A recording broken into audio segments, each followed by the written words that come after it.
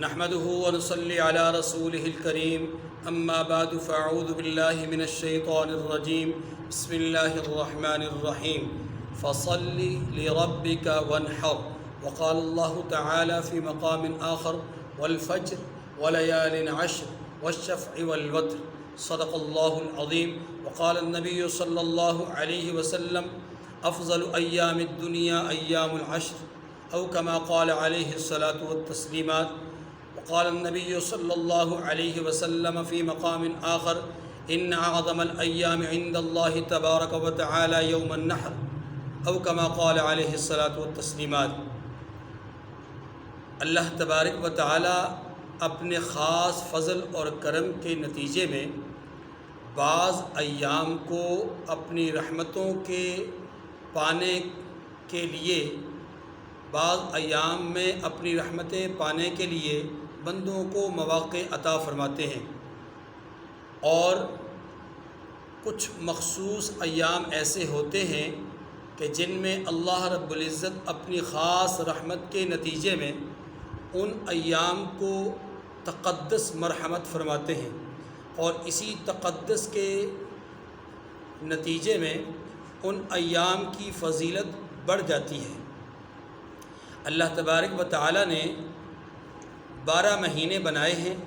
اور ان 12 میں سے سب سے مقدس اور فضیلت والا مہینہ رمضان کا مہینہ بنایا ہے، اور دنوں کے اعتبار سے چند دنوں کے مجموعے کے اعتبار سے دیکھا جائے تو اللہ رب العزت نے عشرہ ذی الحج، یعنی جو ذی الحج یا ذی الحج دونوں طرح اس کو بولا جا سکتا ہے، اس عشرے کی فضیلت اور اس کا تقدس اور اس کی اہمیت کو زیادہ بیان فرمایا ہے۔ قرآن مجید میں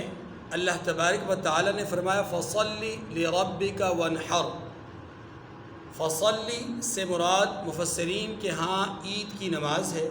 وانحر سے مراد قربانی ہے، اور یہ دونوں عمل ایام عشر میں ہوتے ہیں۔ قرآن مجید نے والفجر ولیال عشر والشفع والوتر کہہ کر ان ایام کی مزید فضیلت کو بیان کیا ہے۔ قسم ہے فجر کے وقت کی، ولیال عشر اور 10 راتوں کی۔ ان 10 راتوں سے مراد کئی اقوال ہیں، لیکن زیادہ مفسرین کی رائے ان 10 راتوں سے مراد ذی الحج کی 10 راتیں ہیں۔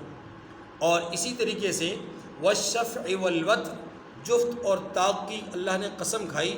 اس جفت سے مراد یوم النحر ہے، اور طاق سے مراد یوم عرفہ ہے۔ یوم عرفہ کیا ہے؟ اللہ تبارک و تعالیٰ کے حبیب صلی اللہ علیہ وسلم نے فرمایا ان اعظم الایام عند اللہ تبارک و تعالی یوم النحر، اللہ کے ہاں دنوں میں سب سے بڑا دن، عبادت کے لحاظ سے، ریاضت کے لحاظ سے، عظمت کے لحاظ سے، شان کے لحاظ سے سب سے بڑا دن اللہ تبارک و تعالیٰ کے ہاں یوم النحر ہے۔ اسی طرح اللہ کے رسول صلی اللہ علیہ وسلم نے یوم النحر کے حوالے سے یہ بھی ارشاد فرمایا ہے کہ یہ مغفرت اور نجات کا دن ہے۔ آپ صلی اللہ علیہ وسلم نے یہ بھی ارشاد فرمایا ہے کہ اس دن اللہ رب العزت اپنے بندوں میں سے سب سے زیادہ مغفرت اور بخشش کے پروانے جاری کرتے ہیں، یعنی بہت سارے لوگوں کو، سب سے زیادہ لوگوں کو اسی دن جہنم سے خلاصی کا پروانہ جاری فرماتے ہیں۔ تو یہ دن بڑا عظیم ہے، اور یہ دن بھی عشرہ ذی الحج یا ذی الحجہ کے اندر شامل ہے۔ رحمت دو عالم صلی اللہ علیہ وسلم نے یہ بھی ارشاد فرمایا ہے ما من ایام العمل الصالح فیہا احب الی اللہ من ہذہ الایام، کہ عمل صالح کے لحاظ سے ان ایام سے زیادہ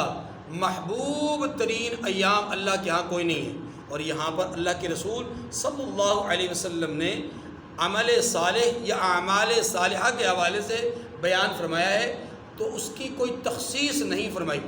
کوئی بھی نیکی کا عمل، کوئی بھی نیکی کا قدم انسان اٹھاتا ہے، خواہ وہ نفلی نماز سے ہو، تعلق رکھتا ہو، نفلی روزہ ہو، نفلی صدقہ ہو، یا کسی کے ساتھ خیرات کا معاملہ ہو، یا کسی کے ساتھ جانی اور مالی تعاون کرنے کا معاملہ ہو، کسی کو خیر کی بات سکھانے اور سمجھانے کی بات ہو، چاہے علم کی تشہیر اور تبلیغ کا معاملہ ہو، چاہے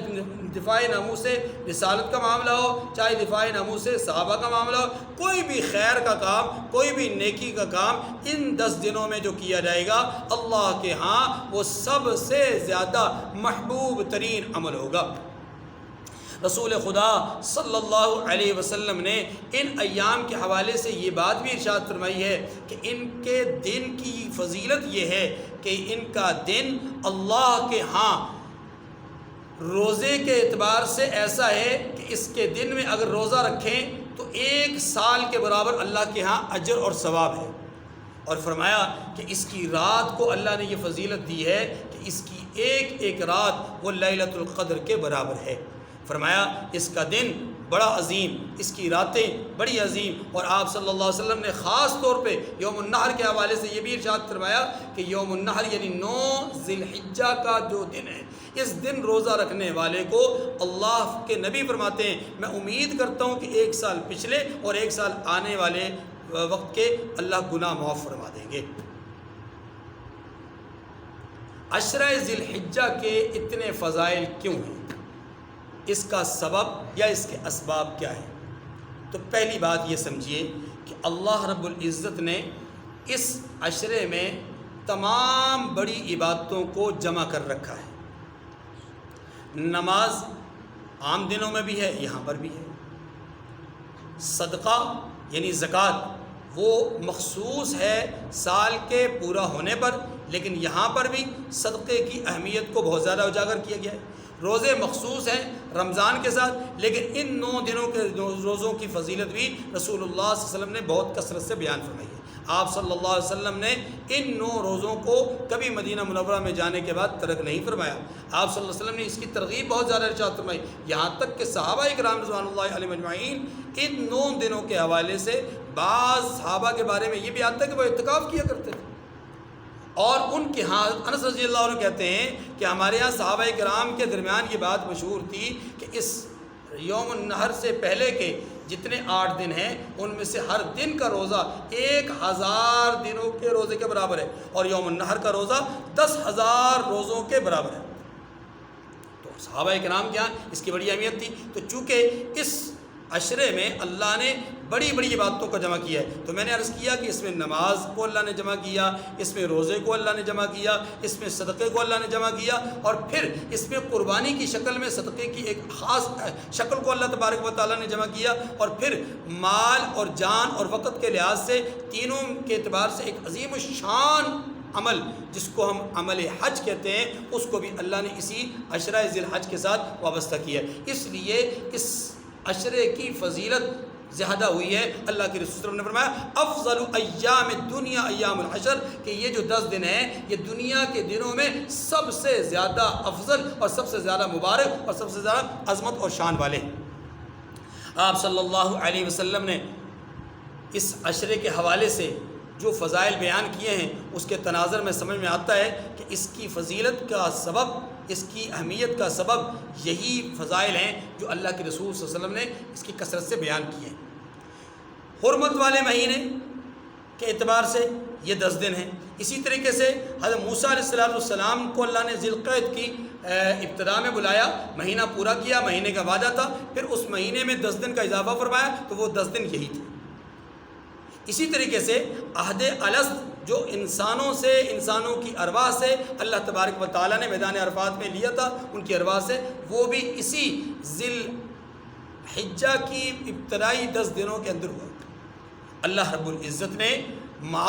یہاں پر ان ایام میں خصوصیت کے ساتھ ہمیں جو ہے وہ عبادات کا اور ہمیں جو ہے وہ لگن کا اور ہمیں شوق اور جذبے کے ساتھ آگے بڑھنے کا حکم دیا ہے۔ آئیے اس میں تیسری اور آخری بات کہ ان ایام میں ہمیں کرنا کیا چاہیے۔ سب سے پہلے اللہ کے رسول صلی اللہ علیہ وسلم کی ترغیب اور حکم کے مطابق جو لوگ قربانی کا ارادہ رکھتے ہیں وہ ذی الحجہ کے چاند نظر آنے سے پہلے اپنے ناخن، اپنے بال ترشوا لیں، یہ مشابہت ہے ان لوگوں کے ساتھ جو حجاج اکرام ہیں، اور یہ مشابہت بڑی چیز ہوتی ہے۔ یا رب تیرے محبوب کی یا رب شباہت لے کر آیا ہوں، تیرے محبوب کی یا رب شباہت لے کر آیا ہوں، حقیقت اس کو تو کر دے میں صورت لے کر آیا ہوں۔ تو یہ ہم صورتیں لے کے جائیں گے، اللہ رب العزت اس کو حقیقت بنا دیں گے، اور یوں یہ حجاج کے ساتھ مشابہت ہے۔ تو دوسرا کام اس میں یہ کرنا ہے، اچھا اسی میں یہ ضمناً ذہن میں رکھ لیں کہ جو لوگ قربانی کریں گے ان کے لیے یہ عمل مستحب ہے کہ ان کے ساتھ ان کی حجاج کے ساتھ مشابہت۔ لیکن جو لوگ قربانی نہیں کر رہے، جن کے پاس وسائل نہیں، جو قربانی نہیں کر پا رہے، وہ بھی اگر ان 10 دنوں میں ناخن اور بال نہیں ترشوائیں گے تو اللہ کے ہاں سے یہ امید ہے، علماء لکھتے ہیں کہ ان کو بھی قربانی کا اجر اور ثواب ملے گا۔ دوسرا کام کرنے والا کیا ہے کہ عید کا یعنی یہ جو ذی الحجہ کا جو چاند ہے اس کے دیکھنے کا اہتمام کیا جائے۔ تیسرا کام، جیسے ہی ہم ذی الحجہ سے پہلے، ویسے تو عمومی طور پر اپنے آپ کو گناہوں سے بچانا چاہیے، لیکن ذی الحجہ کے چاند نظر آنے سے پہلے ہی ہم اللہ کے سامنے توبہ استغفار کر لیں، اللہ کے سامنے گڑ گڑائیں، روئیں، تاکہ ہمارا یہ دل اور ذہن اور دماغ جو برتن ہے یہ برتن خالی ہو جائے گناہوں سے اور اس کی دلدل سے اور اس کی خباثت اور اس کی رذالت سے، تاکہ اللہ تبارک و تعالیٰ کی یہاں سے رحمتیں ہمارے اس دل اور دماغ کے برتن میں جمع ہو سکیں۔ تو دوسرا کام چاند دیکھنا، اور تیسرا کام گناہوں سے معافی کے لیے اللہ کے سامنے گڑ گڑانا۔ چوتھا کام یہ ہے ان ایام کی ابتدا سے کہ ہم کوشش کریں کہ 9 دن تک روزہ رکھنے کا اہتمام کریں۔ پانچواں کام، ان دنوں میں خاص طور پر تکبیرات کا اہتمام کریں۔ اللہ اکبر اللہ اکبر، یہ جو تکبیرات ہیں یہ شیطان پر بہت بڑی ضرب ہے۔ کیوں؟ اس لیے کہ شیطان چاہتا یہ ہے کہ بندہ اللہ کا نام نہ لے، اللہ کی کبریائی کو بیان نہ کرے۔ دیکھیے جب اذان ہوتی ہے اس کے لیے پہلا کلمہ کیا بولا جاتا ہے؟ اللہ اکبر اللہ اکبر۔ تو یہ جو کلمہ ہے، یہ جو جملہ ہے، یہ جملہ جب بولا جاتا ہے تو شیطان بھاگ جاتا ہے، اور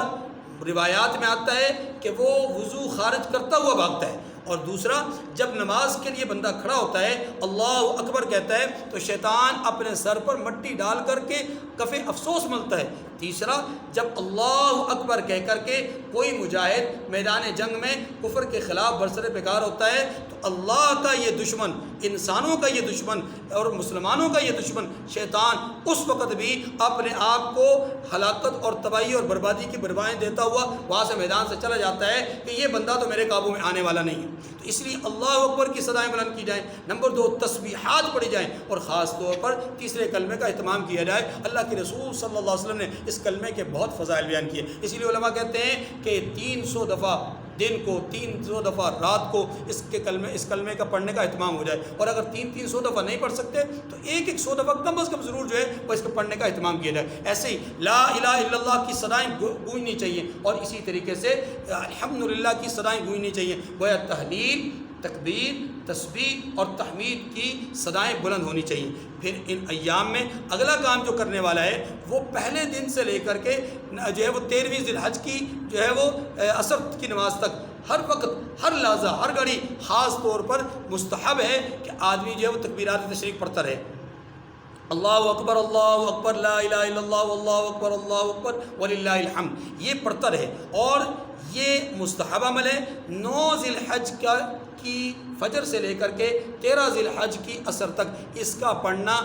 مرد پر ہر نماز کے بعد باواز بلند 1 دفعہ واجب ہے، عورت پر آہستہ آواز میں 1 دفعہ پڑھنا واجب ہے۔ اس لیے تکبیرات تشریق کا بھی اہتمام کیا جائے، اور ان ایام میں خاص طور پر جو ہے وہ روزوں کا اہتمام کے ساتھ ساتھ نفلی صدقات کا اہتمام کیا جائے، نوافل کے پڑھنے کا اہتمام کیا جائے۔ یاد رکھیے قیامت کے دن انسان کے جو فرائض ہیں ان فرائض میں جو کمی ہوگی اس کو اللہ تبارک و تعالیٰ اس کے نوافل کے ذریعے سے پورا کریں گے۔ تو ہم کوشش کریں کہ نوافل کا بھی اہتمام ہو اور نفلی صدقات کا بھی اہتمام ہو۔ اسی طریقے سے ان ایام میں خاص طور پر جو ہمیں کرنے والے کام ہیں وہ یہ ہیں کہ ہم سبحان اللہ والحمد للہ ولا الہ الا اللہ واللہ اکبر، یہ جو تسبیحات ہیں ان تسبیحات کا بھی اہتمام کریں، اور اس کے ساتھ ساتھ ہم جو ہے وہ ان ایام کو قیمتی بنانے کے لیے اس کی رات کو قیام بھی کریں، کیونکہ اس کی رات کا قیام اللہ کے رسول صلی اللہ علیہ وسلم کے مطابق یہ لیلۃ القدر کے برابر ہے، اور یہاں ہر رات لیلۃ القدر کے برابر ہوتی ہے۔ افضلیت اور فضیلت اللہ کے رسول صلی اللہ علیہ وسلم نے بیان فرمائی ہے، اس لیے ان ایام میں خصوصی طور پر عبادت کی طرف رغبت کرنی چاہیے۔ اور قرآن پاک کی آیت کریمہ ہے وَاذْكُرُوا اللَّهَ فِي أَيَّامٍ مَّعْدُودَاتٍ، ان گنے چنے چند دنوں کے اندر خصوصیت کے ساتھ اہتمام کے ساتھ اللہ کا ذکر کیا جائے، تو اللہ کا ذکر کرنا اس کا بھی اہتمام ہو۔ اللہ تبارک و تعالی ہم سب کو یہ اعمال کرنے کی توفیق نصیب فرمائے۔ خلاصہ یہ نکلا کہ یہ جو 10 دن ہیں یہ افضل ترین دن ہیں، اللہ کے ہاں محبوب ترین دن ہیں، رب کی رضا کے حصول کا ذریعہ ہے، یہ رمضان کے ہم پلہ دن ہیں، اور